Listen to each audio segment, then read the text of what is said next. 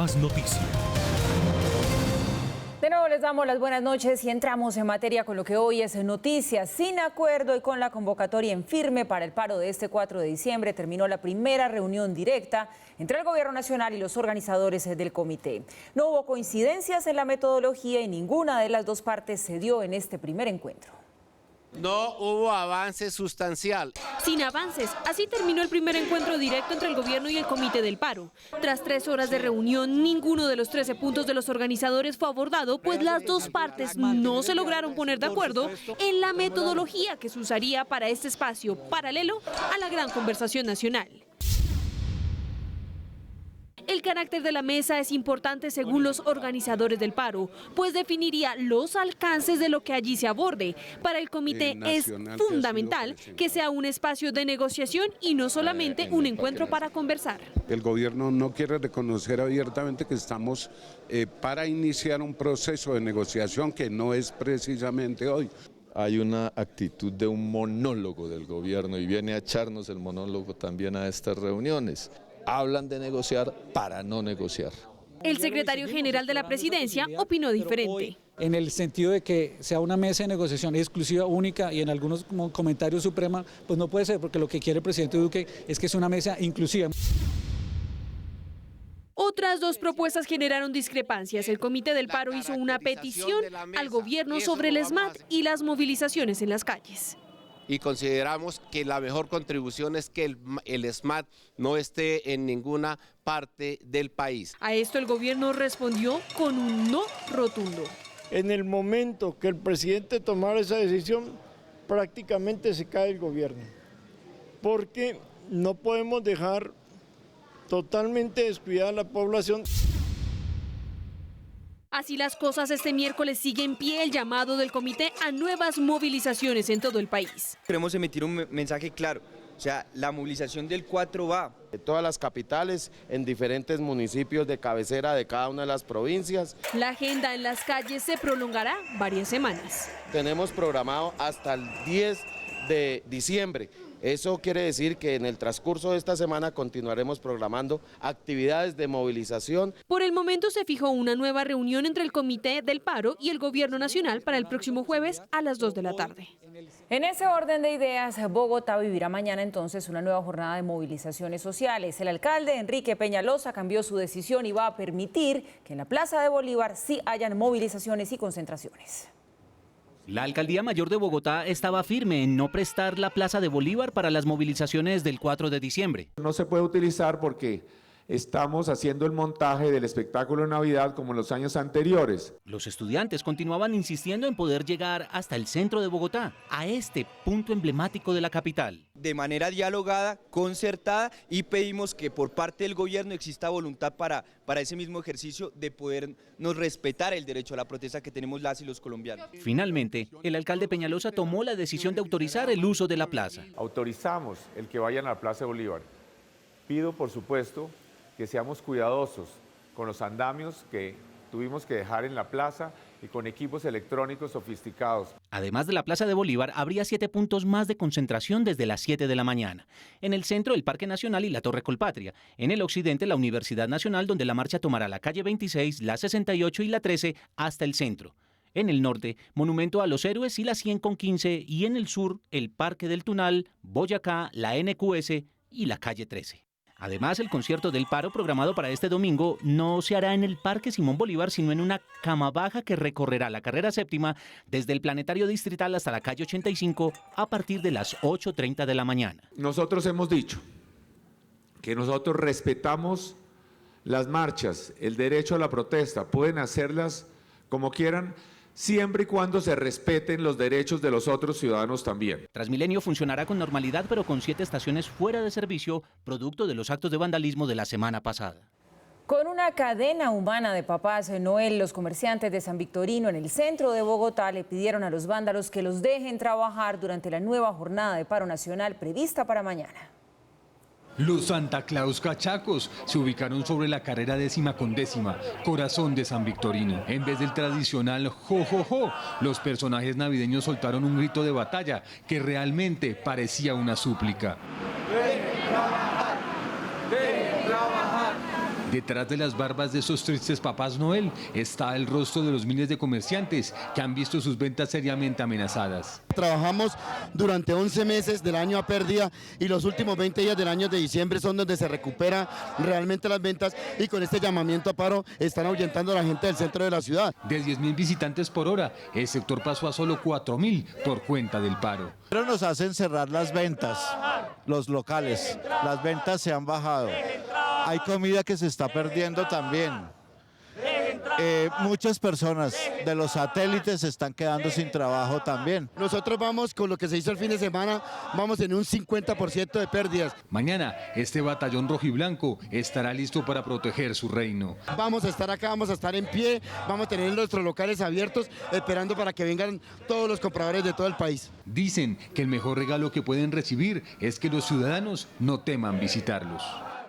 Pues ahí están los comerciantes pidiendo que los dejen trabajar, y mañana las movilizaciones que ya se habían anunciado para ese 4 de diciembre, pues van porque van. Y había, Mauricio, mucha expectativa que se había sembrado sobre lo que podía terminar pasando con esta primera reunión entre los convocantes del paro y el gobierno nacional. Finalmente no pasó mucho.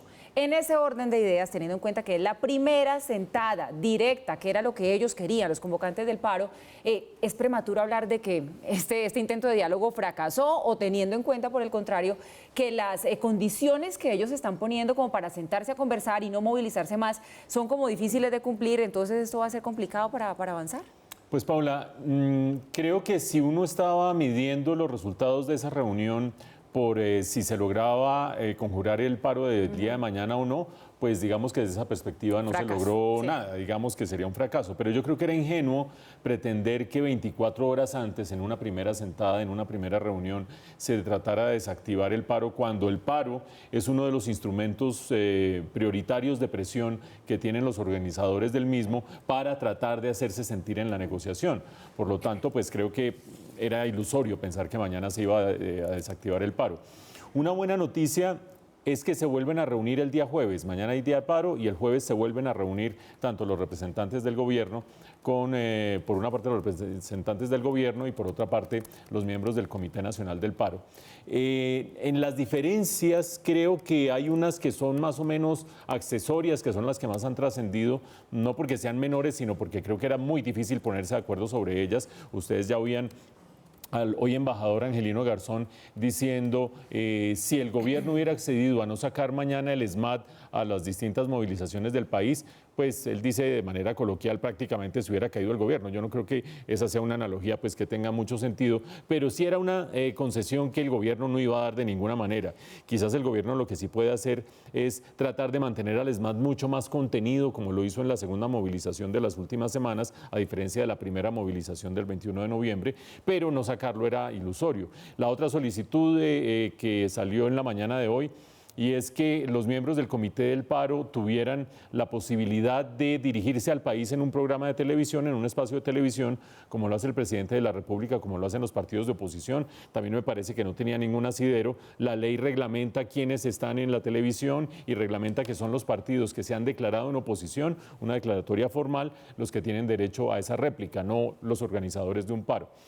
Más importante es la diferencia que existe acerca de el carácter de la conversación, o la de hoy, o la del jueves, o de las que sigan, si es conversación o si es negociación, porque el Comité del Paro quiere que sea negociación, es decir, que de allí salgan medidas concretas. El gobierno sigue recogiendo en distintos ámbitos opiniones, pareceres, dando a conocer sus posiciones para finalmente hacer una combinación de todas las ideas que oye y hacer ajustes o no en su política. El Comité del Paro dice, yo quiero negociación y quiero una negociación exclusiva, es decir, que no haya vasos comunicantes con otros interlocutores, cosa que el gobierno tampoco va a acceder a hacer. Por lo tanto, creo yo que el jueves la reunión va a volver a arrancar de un gran dilema porque las dos posiciones están alejadas, pero es buena noticia que el jueves vuelva a haber otra reunión.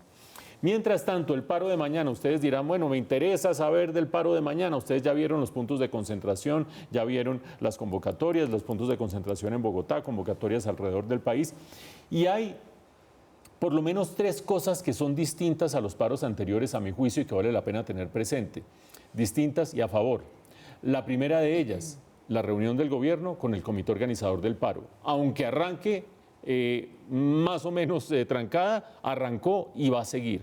Segunda, que el gobierno ha estado en contactos con partidos políticos para lograr afianzar su capital político, cosa que no había sucedido en las dos primeras movilizaciones, donde iba muy magro con su favorabilidad del 23%. Ahora ya tiene unas alianzas dibujadas y otra más o menos concretada en el ámbito legislativo con el Partido Cambio Radical. Tercero, lamentablemente, la muerte de dos muchachos, una la registrábamos el día de ayer y otra es el muchacho Dylan Cruz, ha puesto de presente lo que se juega la gente cuando entra a confrontar, tanto las autoridades como los que están manifestándose. Por lo tanto, uno esperaría que hubiera más cautela, que hubiera más calma, que hubiera menos confrontación. Y finalmente, ustedes lo veían en nuestra última nota, como lo decía el señor Estupiñán en San Victorino, disfrazado de Papá Noel, hay un mes que es crítico para buena parte del comercio en Colombia, que es el mes de diciembre. Mucha gente está sintonizada o en vender porque si no se descuadra para todo el año, o en comprar porque si no, no lleva los regalos de Navidad. Y creo yo que ese espíritu decembrino, no de fiesta y guapachoso y qué sé yo, porque uno no piensa en eso en un paro, pero sí de tratar de llegar al final de mes y de cuadrar el final del año, puede hacer que mañana haya un poquito más de actividad normal y menos de protesta. Puede ser ingenuidad mía, mañana a esta hora nos estaremos viendo las caras para ver si me equivoqué de cabo a rabo o mañana es una jornada un poquito más tranquila que las dos anteriores. Ojalá, Mauricio, y usted no se equivoque. Y Colombia se volvió a rajar en las pruebas PISA, ocupó el puesto 58 entre 79 países. China, entre tanto, se quedó con el primer lugar.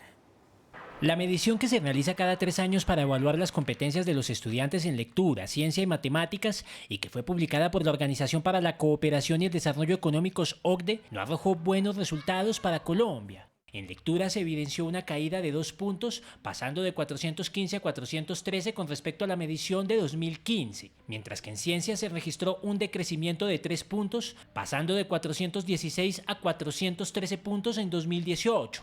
En matemáticas hubo una leve mejoría, ya que se pasó de 390 en 2015 a 391 en 2018.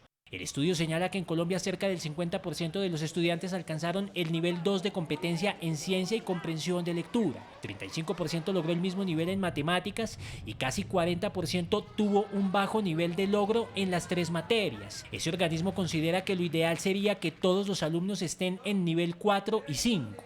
En Latinoamérica, los países mejor educados en las materias analizadas son Chile, en el puesto 43 sobre 79, Uruguay en el lugar 48, Costa Rica en el 49 y México en el 53. Colombia quedó en el puesto 58 luego de que en 2015 ocupara el 59 entre 70 países.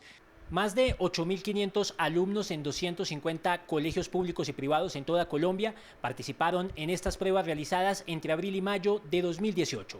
Información con Alexander Gómez para Red Más Noticias. Bueno, pues esto es lo que hay, lo que tiene que ver con estas pruebas de PISA. Mauricio, ¿qué interpretación darle a estos resultados y qué retos, o mejor, a qué retos nos enfrenta en materia educativa también estos puntajes que no fueron buenos para Colombia? Paula, pues no vamos a repetir todas las cifras, obviamente, pues porque ustedes ya las vieron, pero haber tenido, comparando el año 2018 con el año 2015, que fue la medición anterior, una caída en lectura, una caída en ciencias y apenas una mejora muy ligera de solo un punto. Mínima. En el puntaje, solo una unidad. En matemáticas, pues es un balance que es pobre, definitivamente. Sí. Hay gente que ha dicho, bueno, pero si lo compara no con el 2015, sino con el año en que arrancó Colombia a presentar las pruebas PISA, las cosas se han ido mejorando. Pues sí, pero eso sí es hacer una comparación que, digamos, si todos nos vamos a comparar siempre con el año de partida, pues todos los años seguramente van a ser mejores. La idea es que cada medición sea mejor que la anterior y definitivamente aquí hay un mal resultado. Pero no solamente hay un mal resultado por estas cifras que acabo de dar, sino que ustedes lo veían en la nota de Alex. Por encima de nosotros están Chile, Uruguay, Costa Rica y fuera de eso México también está por encima de nosotros. Todos esos países tienen mejor rendimiento y mejor desempeño educativo que Colombia. Ustedes dirán, bueno, pero es que Colombia apenas está entrando, que la OCDE, que qué sé yo. Acuérdense que las pruebas PISA agarran países miembros de OCDE, no OCDE, etcétera, etcétera, y hacen esa medición. Y en América Latina nos llevan bastante ventaja a algunos países de la región. Y ustedes dicen, bueno, puntaje aquí, puntaje allá, ¿y eso qué quiere decir en últimas? Hay un dato que para mí es la prueba ácida de la gravedad de la situación de la educación en Colombia. Estas pruebas se hacen a muchachos de 15 años, no de 12, no de 10, de 15 años. La mitad de los muchachos colombianos que presentaron la prueba PISA el año pasado no pueden entender un párrafo al leer. Momentico. Párrafo, lectura, ya sea unas instrucciones, una diligencia judicial que hay que hacer, un citatorio, un texto que hay que aprenderse, una cosa laboral. Párrafo, la mitad de los muchachos colombianos de 15 años no lo entienden. Lo pueden leer, mi mamá me ama, lo que ustedes quieran, pero entender el sentido de un párrafo, la mitad no lo agarran. Así sí es muy difícil seguir avanzando. Eso pone de presente a la gravedad en lugar de decir, subió 3, bajó 4. La mitad de los muchachos colombianos no entienden lo que leen. Punto. Y aparte, en ese contexto, ¿qué habría que hacer? Hay gente que dice, bueno, no, es que se le están dando la plata a la educación y las protestas y los muchachos, si vean esos resultados, pues sí, algo de razón hay en eso, pero una situación de estas no se cambia de un año para otro, ni de 2 años para otro, ni de 3 años para otro. Esta situación, cuando los problemas vienen tan de raíz y tan de base como es el aprender a leer y el poder aprovechar la lectura, tiene que cambiarse desde los primeros años de la educación. Es decir, si estamos haciendo las cosas bien, cosa que yo dudo, nos demoraríamos por lo menos 9 años en tener unos resultados razonables, porque ya la cohorte que arranca bien abajo empezaría a presentar unos resultados a los 15 años que fueran más o menos satisfactorios. Los cambios vienen de atrás y de abajo y de tiempo atrás. ¿Por qué digo que yo no creo que estemos haciendo las cosas bien? Por 3 motivos. El primero de ellos, todo ha cambiado. Todo ha cambiado del siglo pasado a este. Ha cambiado la manera como nos comunicamos, ha cambiado la manera como ustedes nos ven, ha cambiado la manera como se hacen las cuentas, ha cambiado. Impresoras 3D, una cosa de ciencia ficción, mejor dicho, eso es alucinante. Ha habido toda clase de cambios. Y la metodología pedagógica sigue siendo exactamente la misma de hace 80 años. Un profesor, 30 alumnos, lo que ha cambiado es la tiza por el Flummaster y dicten y abran los cuadernos y dele. Es absurdo que esa sea la misma metodología de educación. Segundo punto, el currículo. Todo se transformó. Hoy se requiere un capital humano distinto al de hace 10, 20, 30 años y el currículo apenas se ha podido modificar en los últimos años. Y tercer y último punto. Ustedes ven el paro de mañana, el paro anterior, el paro próximo, recursos para la educación, súbame el tanto por ciento, necesito un porcentaje más, la bonificación, lo que viene aquí, lo que viene allá. Y de la educación y de la calidad de la educación, ¿quién habla? Ustedes han oído hablar en un paro, en un encuentro, en qué sé yo, la calidad de la educación. No, eso solo aparece cada año cuando salen los resultados de las pruebas PISA o cuando salen los resultados del ICFES, por lo tanto, o las pruebas de Estado. Por lo tanto, si no nos ponemos las pilas en esos 3 frentes, creo que aquí vamos a estar patinando un año, otro año y otro año y otro año. Y nuestra pregunta del día para ustedes justamente tiene que ver con esta noticia, con esos resultados. ¿A qué cree que se debe el bajo desempeño de Colombia en las pruebas de educación internacional PISA? Participe en nuestras redes sociales, Twitter, Facebook. Nos encuentran como @redmasnoticias y lo leemos hacia el final de la emisión. Pasamos ahora a otros temas. Por corrupción y violación a los derechos humanos, 29 personas del régimen de Nicolás Maduro fueron sancionadas por el Tratado Interamericano de Asistencia Recíproca TIAR. Diosdado Cabello, Vladimir Padrino, Delcy Rodríguez, Jorge Arreaza, Michael Moreno, Tarek Saab y hasta el propio Nicolás Maduro hacen parte de la lista de funcionarios sancionados por este tratado de defensa mutua integrado por países de Latinoamérica y Estados Unidos. Para que apliquen de conformidad con las legislaciones nacionales y las obligaciones internacionales correspondientes, medidas de restricción de ingreso y tránsito de las personas incluidas en el listado en los territorios de los estados partes del TIAR. A estas personas también se les congelarán los activos y se les abrirá investigaciones en los países miembros del TIAR. Cualquier persona que esté hoy en día en Venezuela violando los derechos humanos, que esté en Venezuela hoy en día involucrado en la corrupción, que esté en Venezuela hoy en día involucrado en el crimen organizado, esas personas van a ser sancionadas. El tratado busca sancionar a más personas cercanas a Nicolás Maduro. Hay una lista que todos los países enviaron. Esa lista suma un número muy grande, que son 2.000 personas. En este momento, la de los países en investigación es 700 nombres. El presidente Duque fue el encargado de instalar esta sesión del TIAR en Bogotá y descartó que este mecanismo busque la intervención militar en Venezuela. Aquí no hay acciones unilaterales ni hay invitaciones al uso de la fuerza. Aquí lo que hay es una invitación constante a que el cerco diplomático se profundice, pero a que las sanciones de todos nosotros sean cada vez más efectivas. Desde Caracas, Nicolás Maduro rechazó el encuentro en el que participaron cancilleres y representantes de 16 países y el secretario general de la OEA. Ha fracasado la reunión del TIAR. Con Venezuela no se mete nadie. Ha sido una reunión de fantoches, de payasos. No han podido con Venezuela. La activación de este órgano de consulta para tratar el impacto desestabilizador de la crisis en Venezuela fue convocado en septiembre pasado durante una sesión de la OEA. Casi 7 meses después de que Néstor Humberto Martínez renunciara al cargo de fiscal general de la Nación, el presidente Duque presentó a la Corte Suprema los candidatos de la terna para escoger nuevo jefe del ente acusador. Tras una corta reunión entre el presidente de la República y de la Corte Suprema, el jefe del Estado reveló los nombres de los 3 candidatos a fiscal general. Esta terna está integrada por las siguientes personas. Por el doctor Francisco Roberto Barbosa Delgado. Lo acompaña en la terna el doctor Camilo Gómez Alzate. Y compone también la terna la doctora Clara María González Zavala. Camilo Gómez Alzate tiene 52 años y es abogado y político. Se desempeñó como alto comisionado para la paz durante el gobierno del presidente Andrés Pastrana, a quien ya había acompañado en la alcaldía de Bogotá. Actualmente Camilo Gómez es el director de la Agencia Jurídica del Estado. Clara María González es abogada de la Universidad del Rosario con maestría en Derecho Administrativo. Se ha desempeñado por más de 20 años como docente y actualmente se encuentra en la Secretaría Jurídica de la Presidencia de la República. En 1999 fue elegida como registradora nacional. Francisco Barbosa, actual consejero presidencial para los derechos humanos y quien según algunos expertos es el más opcionado para ser el nuevo fiscal, tiene 45 años, es abogado egresado de la Sergio Arboleda, especialista en relaciones internacionales y en regulación y gestión de telecomunicaciones y nuevas tecnologías. Obtuvo títulos en maestría en historia y en derecho público, además PhD en derecho público. Dentro de su experiencia profesional le asisten 20 años como asesor jurídico, dentro de los cuales se desempeñó como fiscal de la Unidad Nacional de Derechos Humanos.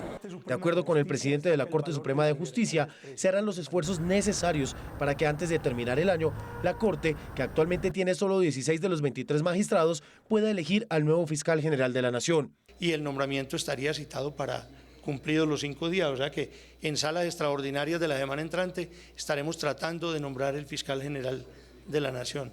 El próximo jueves, los magistrados del Alto Tribunal se entrevistarán con los ternados antes de empezar a deliberar sobre quién será el jefe de una de las entidades más importantes y poderosas del país. Habemos terna para fiscal Mauricio después de muchísima espera. Entonces, si a usted le parece, jugamos a la futurología y usted me dice quién considera que va a resultar elegido. Por supuesto, me dice también qué tal le parece la terna, porque ya hay opositores que están diciendo que esta es una terna de bolsillo del Centro Democrático. Uy. Pero si no le parece, no jugamos a la futurología, sino que aterrizamos la cosa. Y entonces usted me dice si este proceso va a salir adelante o no, porque hay que tener en cuenta que la Corte Suprema no está conformada en pleno. ¿Vamos a tener fiscal o no? Paula, me parece muy interesante esa división que usted hace entre la futurología y la praxis. Y dentro de la praxis, que es con el llamado que usted nos hace a bajar a la tierra y ver si esta cosa va a funcionar o no, me parece excesivamente optimista la posición del presidente de la Corte Suprema de Justicia. Ustedes lo oyeron. Bueno, los vamos a oír el 5 de diciembre, es decir, el día jueves, vamos a oír a los 3 candidatos. De esos 3 candidatos vamos a terminar discutiendo y qué sé yo, y esperamos en una sesión extraordinaria que aparentemente podría ser el 10 de diciembre, según tengo aquí en mis notas, podría ser el 10 de diciembre, ahí se elegiría el fiscal general de la Nación, cargo que está vacante desde mayo de este año. Es decir, no solamente en este tiempo no ha habido fiscal en propiedad, sino encargado, sino que uno también se pregunta, bueno, el gobierno que se quedó quieto junio, julio, agosto, septiembre, octubre, noviembre, diciembre, y ahora en un momento crítico termina lanzando la terna. ¿Por qué el momento crítico? ¿Y por qué es optimista la posición del presidente de la Corte Suprema de Justicia? Paula lo decía, en este momento hay 16 magistrados de 23 que conforman la Corte Suprema de Justicia. ¿Y eso qué importa?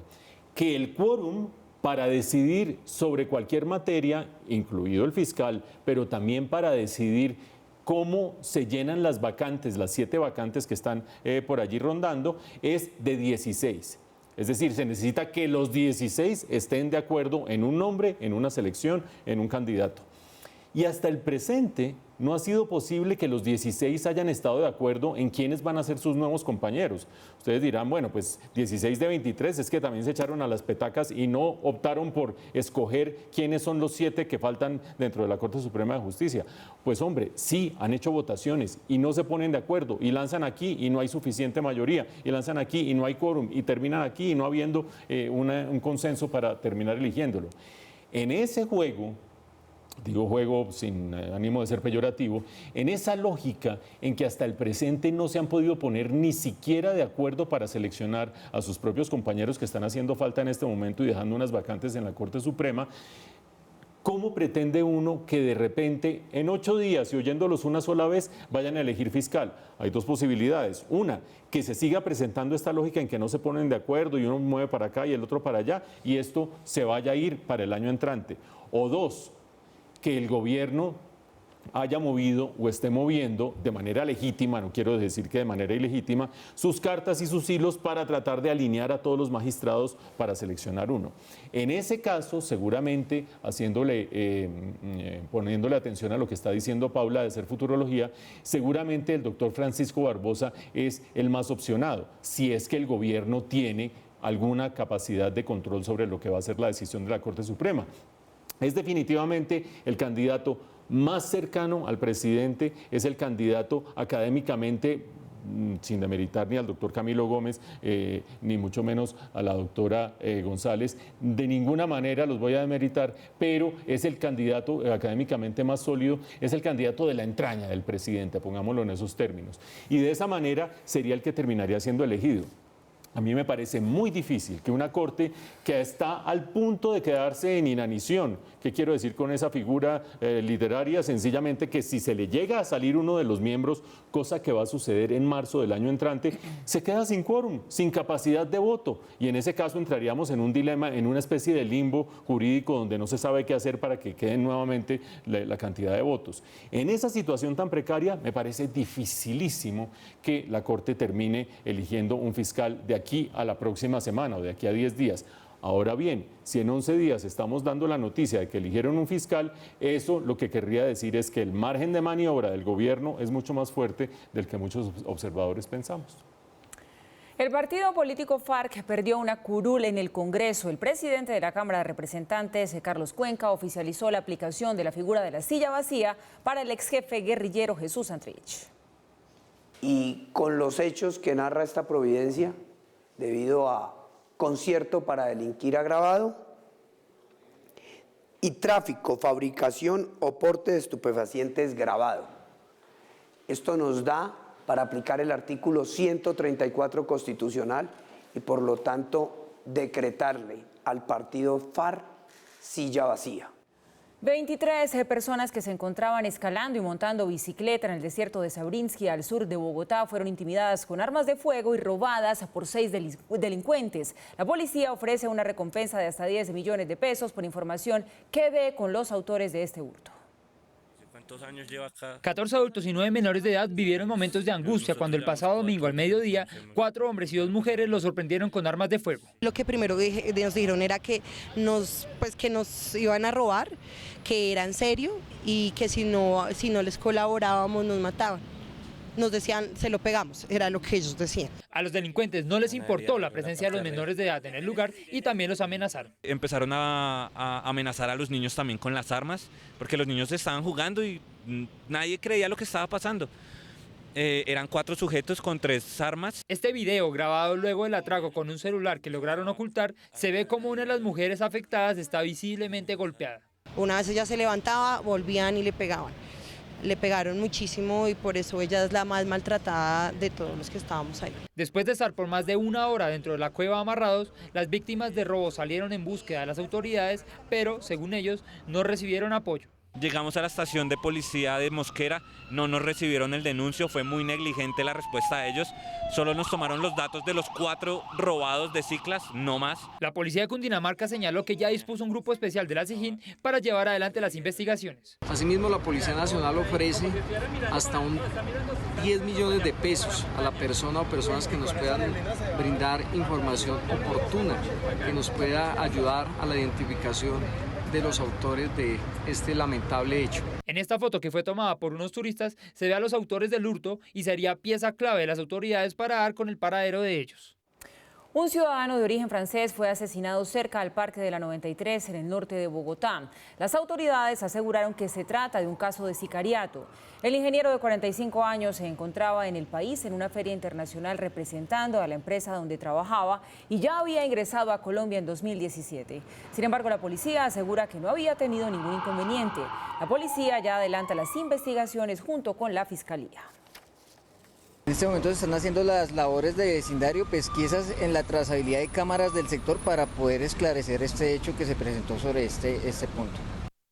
Todos los grandes proyectos inician con un sueño. En la Universidad Libre te damos las herramientas para hacerlos realidad. Inscripciones sin costo para pregrado. Aprovecha los beneficios financieros, descuentos y estímulos que tenemos para ti. Conoce más en www.unilibre.edu.co. Universidad Libre, el mejor camino al futuro. Las comisiones económicas aprobaron en primer debate la Ley de Crecimiento Económico Reforma Tributaria. Se aprobó la ponencia tal como se presentó a consideración. En principio se votaron en bloque los 68 artículos que no tenían proposición para ser modificados. Luego se aprobaron 67 artículos que sí tienen propuestas de cambio y que serán analizadas en segundo debate. Entre los artículos más destacados está la devolución del IVA a los más pobres. La sección de salud, con el patrocinio de la Gobernación de Cundinamarca. Yo soñé, lo hicimos realidad. San Andrés inició un programa de reciclaje que permite movilizar 3 toneladas semanales de residuos desde la isla hasta Bogotá. Es un proyecto para mostrar cómo una isla turística le hace frente a problemas ambientales, dándole una segunda vida al plástico. Schoonerbit Ethnics Association, Latin Airlines Colombia, el Programa para las Naciones Unidas para el Desarrollo y Acoplásticos firmaron el convenio que busca el cierre del ciclo material reciclable. Cuentan con el apoyo del Ministerio del Interior.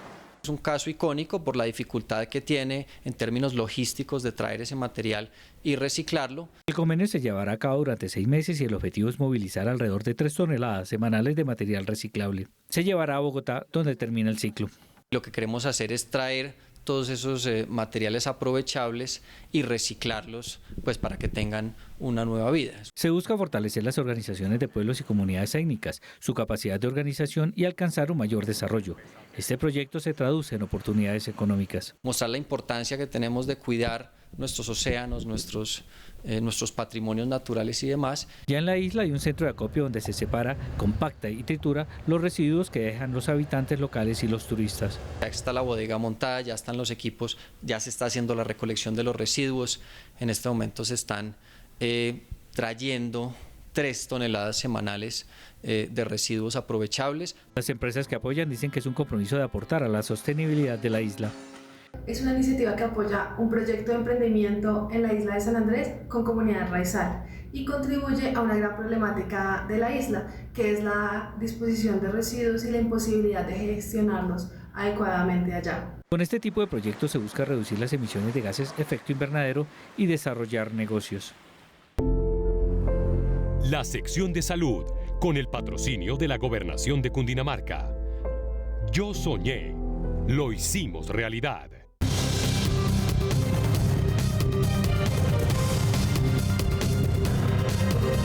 En la información internacional, el presidente Trump anunció aranceles a productos franceses tras la propuesta de Emmanuel Macron de tasar servicios digitales como Facebook, Google y Twitter. Vinos, quesos, carteras, maquillaje. Estos serían algunos de los productos que harán parte de las 63 categorías de productos franceses a los que Estados Unidos aplicaría aranceles hasta del 100% de su valor. Una decisión tomada por el presidente de Estados Unidos, Donald Trump, como represalia al anuncio de su homólogo francés, Emmanuel Macron, de imponer una tasa sobre los ingresos de los servicios digitales de gigantes tecnológicos como Google, Apple, Amazon y Facebook. Todas compañías estadounidenses. Así que Francia impondrá impuestos. Es totalmente fuera de base. Ellos tuvieron una idea. Emmanuel Macron tuvo una idea. Pongámosle impuestos a estas compañías. Bueno, son compañías estadounidenses. No voy a permitir que las personas se aprovechen de las compañías americanas, porque si alguien va a tomar ventaja de ellas, somos nosotros, no será Francia.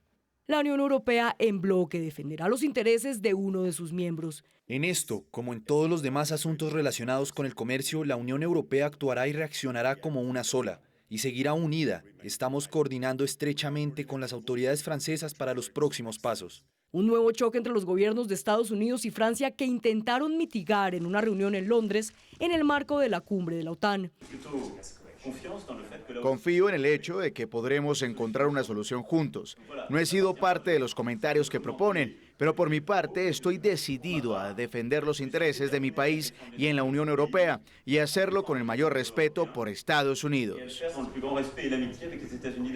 Pese a que el Ministerio de Finanzas francés recalcó que los impuestos digitales no están dirigidos a un país o compañía en específico e incluso también afectará a compañías chinas y europeas, Estados Unidos no ha reversado la decisión.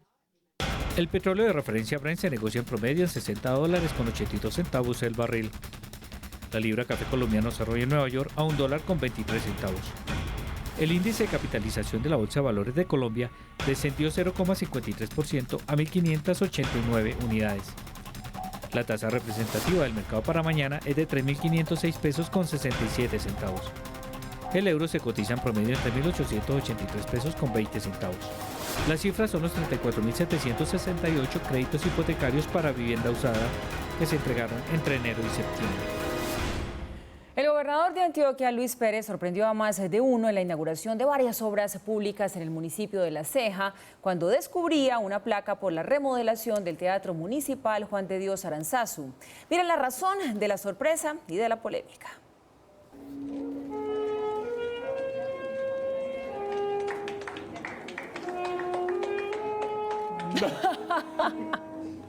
Venga, pero... Y sin mirar siquiera, ¿no? Mejor dicho, si tuviera que botar un trapo sucio, no lo haría mejor. ¿Cómo tira la bandera de esa manera con ese desprecio? Imagínense, no. Por razón, la polémica, ya entienden ustedes de qué va, ¿no? Independientemente de cualquier cosa. Ay, Dios mío.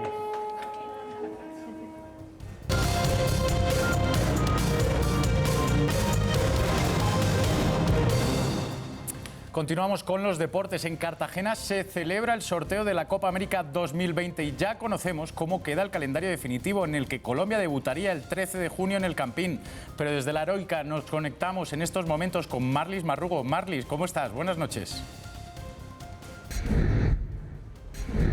Buenas noches, Carlos. Así es, los saludo desde el Centro de Convenciones de la ciudad de Cartagena, donde hace pocos minutos terminó el sorteo de la Copa América 2020. Se conoció que Colombia va a jugar su primer partido, pues el partido inaugural con la selección de Ecuador el 13 de junio de 2020 en el Estadio El Campín, mientras que Argentina jugará su partido inaugural contra la selección de Chile el 12 de junio también pues de 2020.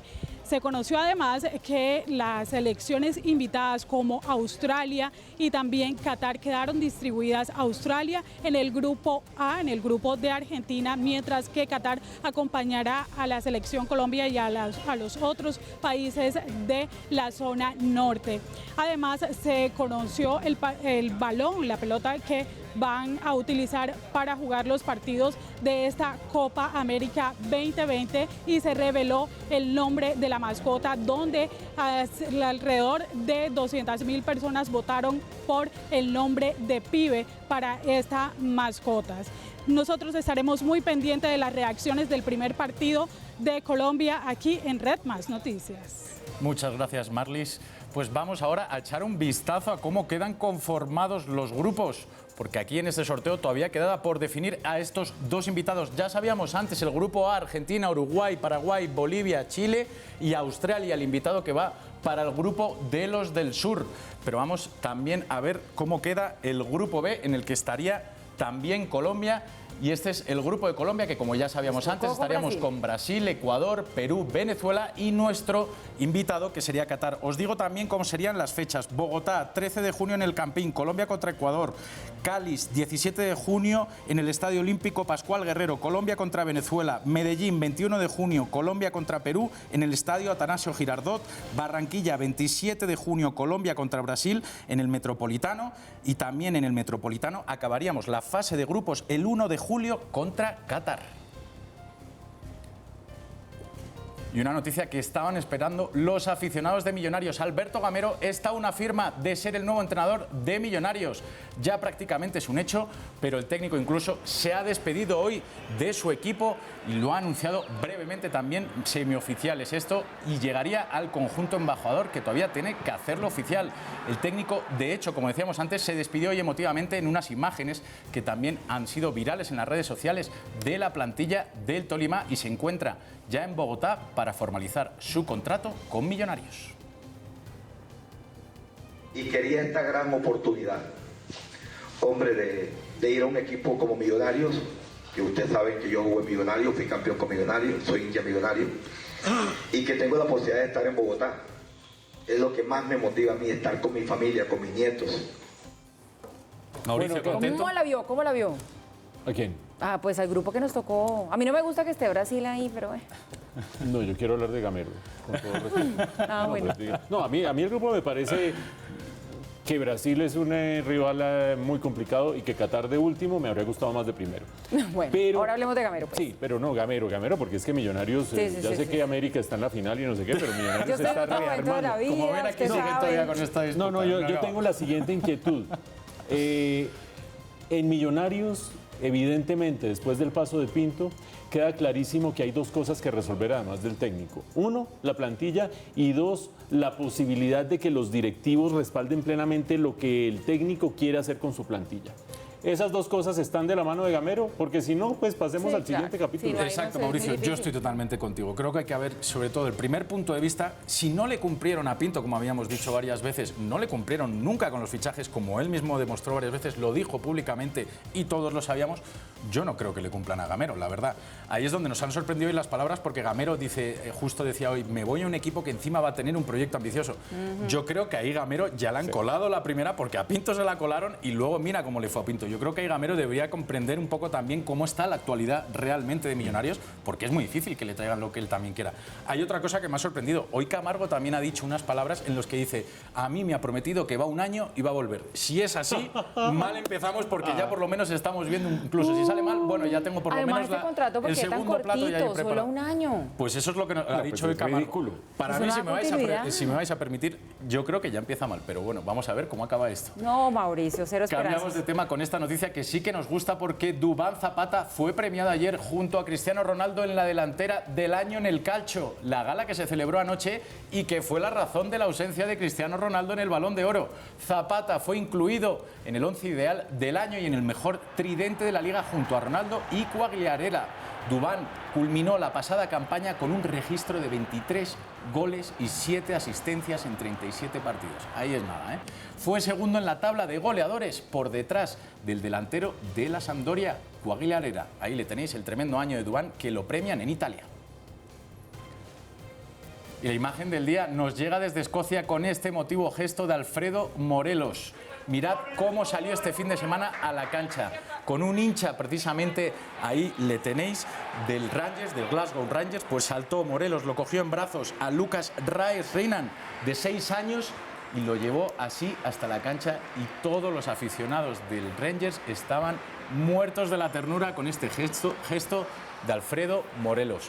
Ahora ya no es un bad boy, ya veis que ya puede llevar incluso hasta chicos, y está en plena racha Alfredo Morelos. Con el Rangers no para. Eso del bad boy suena bien. Y en la gala de los Altius, el Comité Olímpico entregó a Egan Bernal el premio a Deportista del Año y desde el lugar donde se realiza el evento conectamos en estos momentos con Andrés Páez. Andrés, ¿cómo estás? Buenas noches.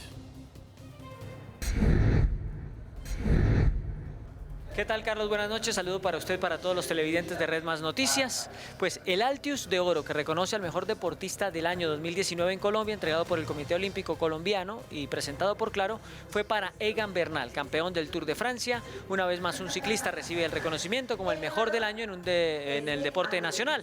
También Anthony Zambrano fue exaltado e igualmente Francisco Mosquera. En cuanto a las pesas, Zambrano velocista en los 400 metros planos por su actuación en el Mundial de Doha y en los Juegos Panamericanos. A propósito, esto dijo Egan Bernal al momento en que recibió el Altius de Oro.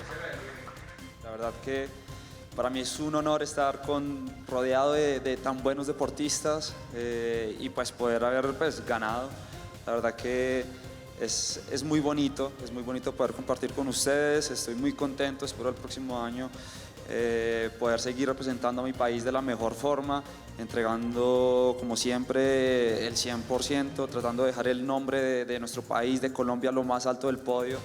Yo creo que para cualquier deportista lo más bonito es cuando uno está parado en el podio y suena el himno nacional, así que vamos a seguir entrando por eso y espero el próximo año me inviten otra vez. En cuanto a los deportes que no se encuentran en el ciclo olímpico, la destacada fue una mujer, María José Rodríguez, quien viene de ser campeona del torneo de maestras en Asia. Además, tuvo una buena figuración Pedro Causil, patinador por su actuación en los World Roller Games. Entre tanto, el tercer lugar fue para Sara López en el tiro con arco. El evento mejor deportivo del año fue para la media maratón de Bogotá, que está reconocida como la mejor carrera de su especialidad en el mundo. Un abrazo para todos, hasta la próxima. Ya estamos de regreso y nos concentramos ahora en conocer sus opiniones acerca de nuestra pregunta del día. La recordamos, esto era lo que movíamos acerca de una de las noticias que nos deja esta jornada a través de nuestras redes sociales para que ustedes participaran. ¿A qué cree que se debe el bajo desempeño de Colombia en las pruebas de educación internacional PISA? Pues bien, aquí están sus opiniones. Empezamos con I_Piso Moreno, que nos dice: a los maestros, promedio de edad de maestros públicos no acorde con juventud. Muchos rezagados en enseñanza no permiten ser evaluados. Por su parte, Gilma Patricia Torres Pastrana nos dice lo siguiente: considera que los resultados se deben a que los gobiernos invierten más en guerra que en educación, y a que los profesores con 2 pensiones continúan activos, no se actualizan y no permiten que gente joven ingrese en ese campo laboral definitivo para el futuro del país. Finalmente tenemos la opinión de Vivi Chalarca, que opina que es de gracias a FECODE y sus ideas adoctrinadas que en vez de enseñar se dedican solo a exigir y protestar. Gracias a todos por participar en esta nuestra pregunta de hoy. Llegamos así nosotros al final de esta emisión. A ustedes gracias por acompañarnos. Nos vemos mañana a 6 en punto de la mañana en Red Más Conexión. Toda la información de una nueva jornada de paro nacional que vivirá el país. Que descansen.